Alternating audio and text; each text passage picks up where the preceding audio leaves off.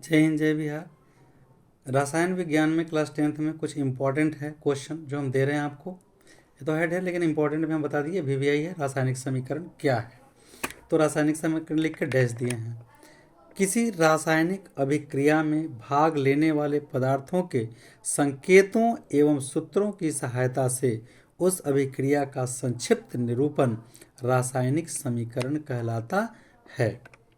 जैसे देखिए उदाहरण, जैसे नीचे लिखेंगे H2 + Cl2 एरो मार के 2HCl, ये रासायनिक समीकरण हुआ आपका। अब है संतुलित रासायनिक समीकरण, ये वीवीआई है, आ चुका है कई बार परीक्षा में। संतुलित रासायनिक समीकरण लिखकर डैश देंगे। संतुलित रासायनिक समीकरण वह है जिसमें समीकरण के दोनों ओर प्रत्येक तत्व के परमाणु। संतुलित रासायनिक समीकरण वह है जिसमें समीकरण के दोनों ओर प्रत्येक तत्व के परमाणुओं की संख्या समान होती है। हाइड्रोजन के 2 परमाणु प्लस क्लोरीन के 2 परमाणु, ठीक है। एक तो यहाँ पे ये 2HCl, ये 2 अणु हो जाते हैं, 2 हाइड्रोजन और 2 क्लोरीन, ठीक है। इधर परमाणु रहता है, हाइड्रोजन के 2 परमाणु, क्लोरीन के 2 परमाणु, यहाँ पर देखिए 2 हाइड्रोजन और 2 क्लोरीन। इस तरह से ये संतुलित हो। अब देखिए संयोजन या संश्लेषण अभिक्रिया। संयोजन में क्या होता है? जोड़ना। जब 2 तत्व जुड़ जाएगा तो संयोजन हो जाएगा, इसको संश्लेषण भी कहते हैं। ये भी इंपॉर्टेंट है, कई बार आ चुका है एग्जाम में। संयोजन या संश्लेषण अभिक्रिया वह है जिसमें 2 या 2 से अधिक पदार्थ, तत्व हो या यौगिक, परस्पर संयोग करके एक नए पदार्थ का निर्माण करते हैं। नए पदार्थ के गुण मूल पदार्थ के गुण से बिल्कुल भिन्न होते हैं।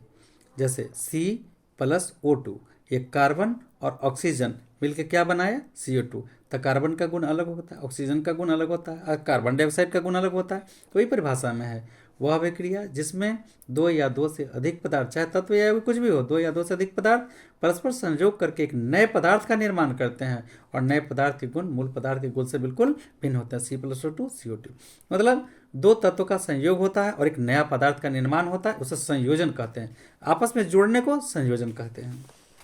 अब वियोजन या अपघटन, ये भी वीवीआई है।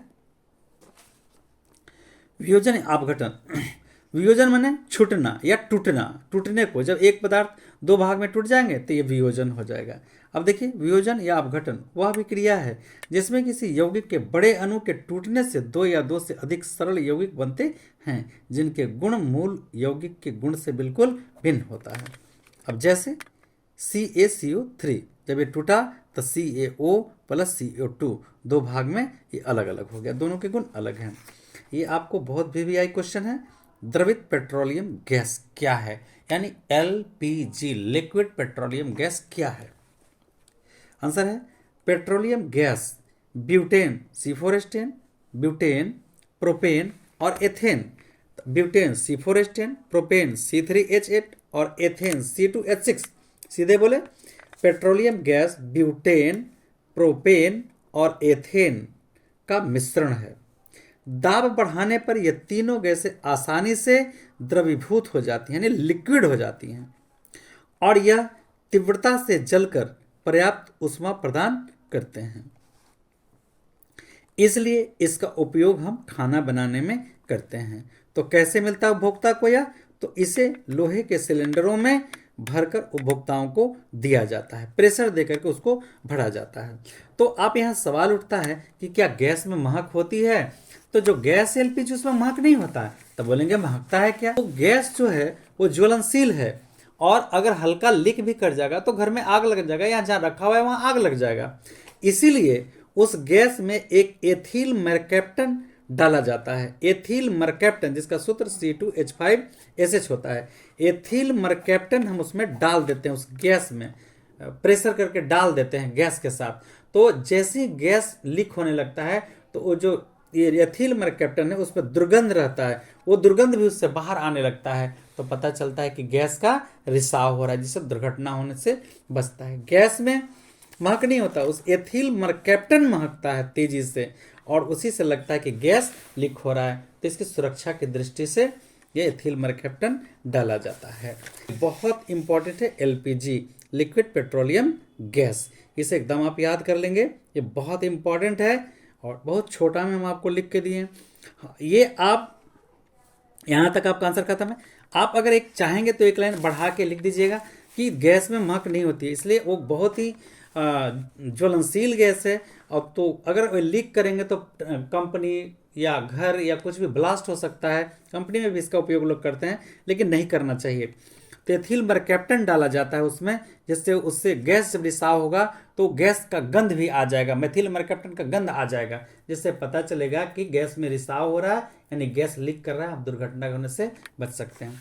आजकल हम देखते हैं कि कंपनी में लोग इसका इस्तेमाल करते हैं उस सिलेंडर का, गैस कटर, गैस वेल्डिंग वगैरह में। ये गलत है। इसका प्रेशर और इसके लिए जो कंपनी में इस्तेमाल करने के लिए जो होता है वो एसेटिलीन सिलेंडर होता है, उसका बहुत मोटा परत होता है।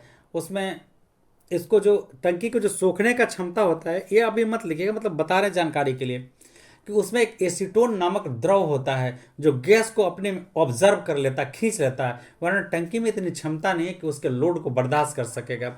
एसेटिलीन सिलेंडर में भी यही रहता है।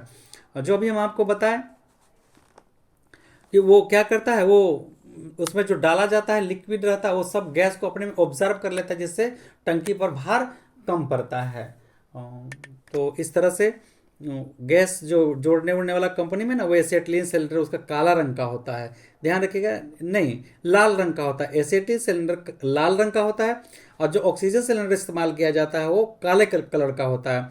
और ऑक्सीजन सिलेंडर से एसेटिलीन का सिलेंडर छोटा होता है, वो थोड़ा सा नाटा होता है, और ऑक्सीजन का सिलेंडर थोड़ा बड़ा होता है। तो आप कंपनी में कभी जाएंगे पढ़ लिख के इंजीनियर बन के, तो आपको इसकी पहचान अभी से हो जाएगा कि जो एलपीजी गैस लोग इस्तेमाल करते हैं वहाँ कंपनी वगैरह में काम करने के लिए, या कहीं रोड सड़क पुल बन रहा हो, तो वो सब गलत चीज़ है, वो ऐसा नहीं करना चाहिए उनको। ये टंकी पर अगर ये ब्लास्ट करेगा तो काफ़ी दिक्कतें, दुर्घटना हो सकती है, प्रेशर आने पर गर्मी में ब्लास्ट भी कर सकता है ये। लेकिन जो एसेटिलीन सिलेंडर होता है वो ब्लास्ट नहीं करता, उसका बहुत मोटा परत होता है। ठीक है, तो चलिए ये बात आपको जानकारी के लिए हम दे दिए हैं। जय हिंद, जय